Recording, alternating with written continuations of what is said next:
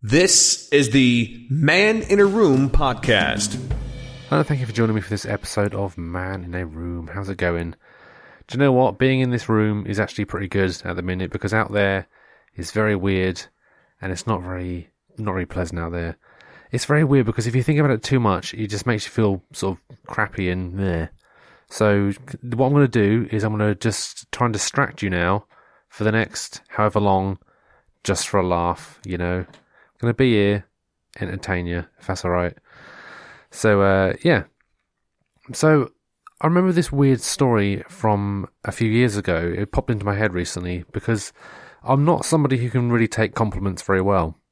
Like if someone said, "Oh yeah, I like that drawing you just did," I was like, "Oh, thank you very much. It's just a doodle." "Oh yeah, that's just good though." "Okay, sweet." You know, just drop it. Just drop it because yeah, I don't like that kind of stuff. Ugh.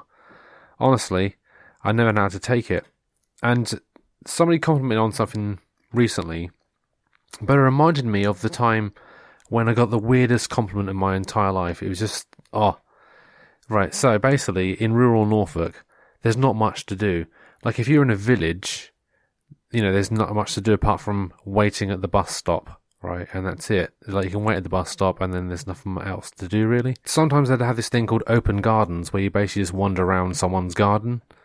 And sometimes they'd be like, you know, with the big house on the hill, they're opening their gardens, ooh, kind of thing. It's a bit weird when you actually think about it. They just look, ooh, we're gonna make the garden look lovely. It's gonna smell nice and everyone's gonna love it.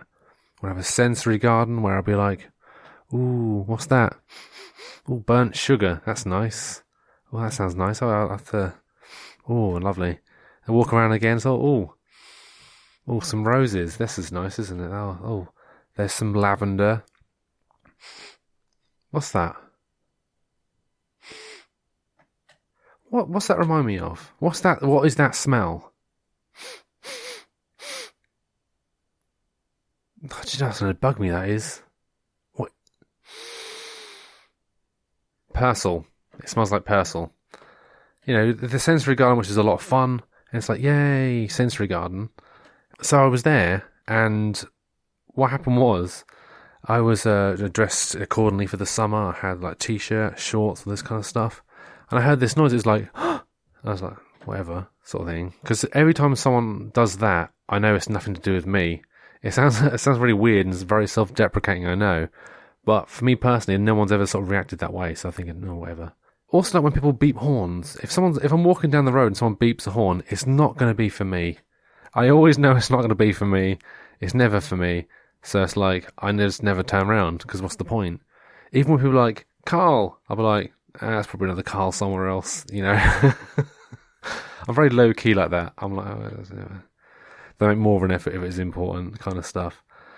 And, but it turned out this actually was for me. So I was like, oh, for goodness sake. This woman started walking towards me with her husband in tow. And then she was like, I love your calves. They're delightfully undeviating. I was like, what? You know, this is like one of those situations where you sort of think, what is going on in my life? What is happening right now? This is really weird. But you don't really know how to handle it. So it's like, okay. I was like, okay, thanks. And then she's like, I'm a sculptor. I make a lot of sculptures, and your calf and the way your shin is like delightfully undeviating is just perfect. And I was like, okay. And then she was like, can I have a feel of them real quick? Because I'm a sculptor, you see. I want to just feel how it feels on a natural person because I make a lot of these sculptures and it's just nice to see an actual one like it. And I was like, okay, I guess. Because it's a bit weird, you know. I thought, well, I'm very weird when people sort of touch me anyway. So I was like, well, just at what point am I going to freak out? I was like, if it gets anywhere above the knee, then it's like, yeah, it's a bit too high, that. When she got up, she gave me a card. It basically was for our website of some of her sculptures, you see. Because in my head I thought, well, there's no way of her proving that's what she is. So I looked at it, okay, well, I'll have a look at that later on. And, yeah, so then I was walking around the gardens for the rest of the afternoon, as you do, but I will admit I was looking at people's shins a bit more than I normally would, trying to see if I could see a difference in them, and I thought, well, there's not much difference in them anyway, so I don't understand really where she's coming from, but apparently, So, so I went to her website also afterwards. I got home, and I thought I'd just have a quick look, just to see what she's on about. And I couldn't see my shin in any of them. I was like, what is she on about? But yeah, so that was actually really strange. But yeah, it's just one of those sort of weird moments.